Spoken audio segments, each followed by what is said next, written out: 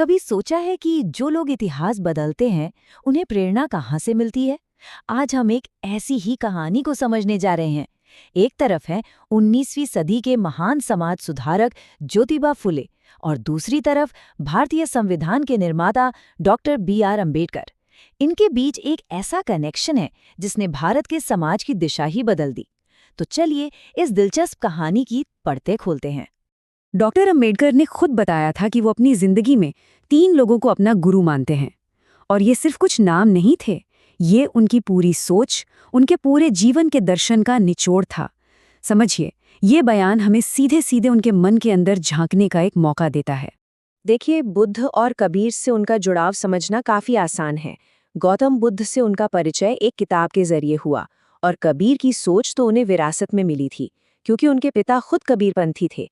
तो ये दोनों प्रभाव तो उनकी जिंदगी में एकदम साफ नजर आते हैं। लेकिन असली सवाल तो तीसरे नाम पर आकर खड़ा होता है, महात्मा फुले। अंबेडकर ने उन्हें अपना गुरु तो माना, पर ये रिश्ता बना कैसे? ये कहानी उतनी सीधी नहीं है। तो फिर इन दोनों के बीच विचारों का ये पुल आखिर बना कैसे? चलिए आज इसी पहेली को सुलझाते हैं।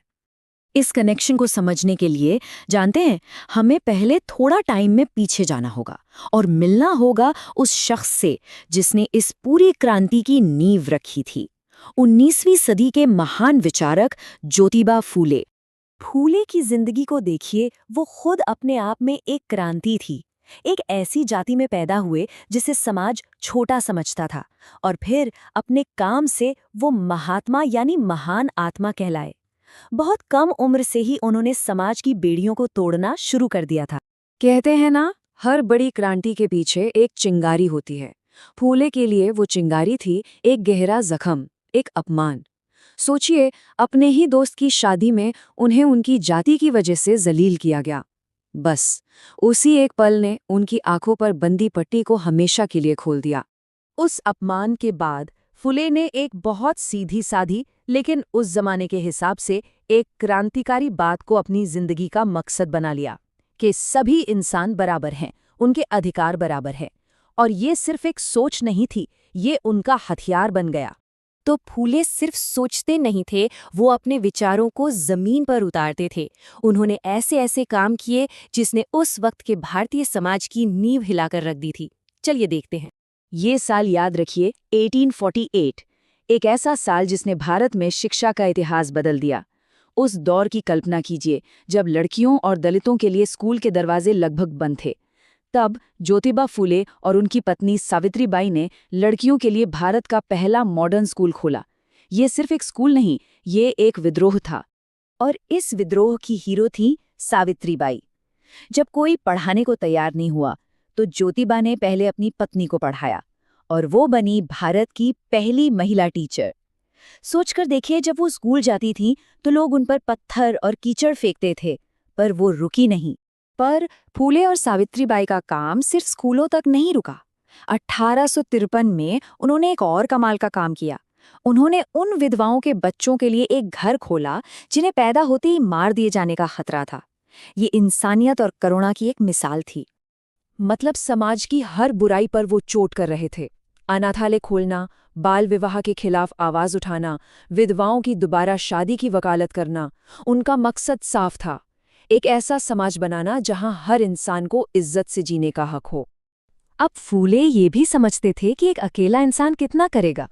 विचारों को आगे बढ़ाने के लिए एक संगठन चाहिए। इसीलिए 1873 में उन्होंने बनाया सत्य शोधक समाज, यानी सच की तलाश करने वालों का समाज। इसका मकसद था लोगों को अंधविश्वास और शोषण से आज़ाद कराना। और इस समाज का मकसद भी बहुत साफ और क्रांतिकारी था, निचली जातियों को शोषण से आज़ाद कराना, बराबरी का हक दिलाना। और सोचिए, उस जमाने में ये कहना कि भगवान और इंसान के बीच किसी बिचौलिए की ज़रूरत नहीं है, कितनी बड़ी बात थी। तो फूले ने तो अपनी तरफ से क्रांति की आग लगा दी थी, पर सवाल यह है कि इसकी लौ, इसकी रोशनी डॉक्टर अंबेडकर तक पहुंची कैसे? चलिए अब इन दोनों के बीच के इस पुल को समझते हैं। तो सवाल सिर्फ ये नहीं है कि अंबेडकर ने फूले को पढ़ा या नहीं। सवाल ये है कि फूले के विचार उनकी सोच का हिस्सा कैसे बने। इसका जवाब किसी एक किताब में नहीं मिलेगा। इसका जवाब छिपा है अंबेडकर के बचपन में, उनके माहौल में। असल में इसके दो बड़े कारण थे। पहला तो था घर का माहौल। उनके पिता रामजी सकपाल खुद फूले के आंदोलन और उनके विचारों के बड़े प्रशंसक थे। और दूसरा उनके आसपास का समाज, जहां सत्य शोधक समाज की बराबरी की बातें हवा में गूंजती थीं। तो यूं समझिए कि फूले के विचार अंबेडकर के लिए कोई किताबी ज्ञान नहीं थे, वो तो उस माहौल का हिस्सा थे जिसमें वो बड़े हो रहे थे, जैसे हवा और पानी। वो बीज फूले ने बोया था और अंबेडकर उसी जमीन पर उगे थे। न्याय के लिए लड़ने का जज्बा तो उनके अंदर बचपन से ही था। तो अब देखते हैं कि ये विरासत आगे कैसे बढ़ी। अगर फूले नींव थे, तो अंबेडकर ने उस नींव पर एक ऐसी शानदार इमारत बनाई जो आज भी पूरे भारत को रास्ता दिखा रही है। इन दोनों के रिश्ते को समझने के लिए शायद ये लाइन सबसे अच्छी है। फुले ने जमीन तैयार की, नींव खोदी, और अंबेडकर ने उस मजबूत नींव पर भारतीय संविधान जैसी एक गगनचुंबी इमारत खड़ी कर दी। आप देखिए, अंबेडकर के काम में फूले के विचार साफ साफ झलकते हैं। वही जातिवाद का जबरदस्त विरोध, वही शिक्षा पर जोर, वही महिलाओं के अधिकार की लड़ाई। ये एक सीधी लकीर है, एक अटूट वैचारिक रिश्ता। और आखिर में बात वहीं आकर रुकती है जहां से शुरू हुई थी, अंबेडकर के अपने शब्दों पर। उन्होंने फूले को सिर्फ एक गुरु नहीं कहा, बल्कि सच्चा शिक्षक कहा। एक शिष्य अपने गुरु को इससे बड़ी श्रद्धांजलि और क्या दे सकता है? तो इस पूरी कहानी का आज क्या मतलब है?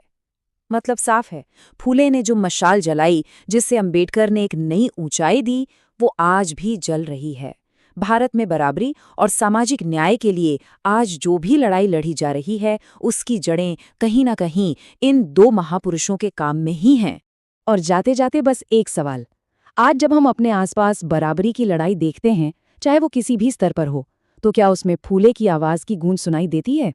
सोचिएगा जरूर कि 150 साल बाद भी उनके उठाए सवाल आज भी इतने जरूरी क्यों हैं।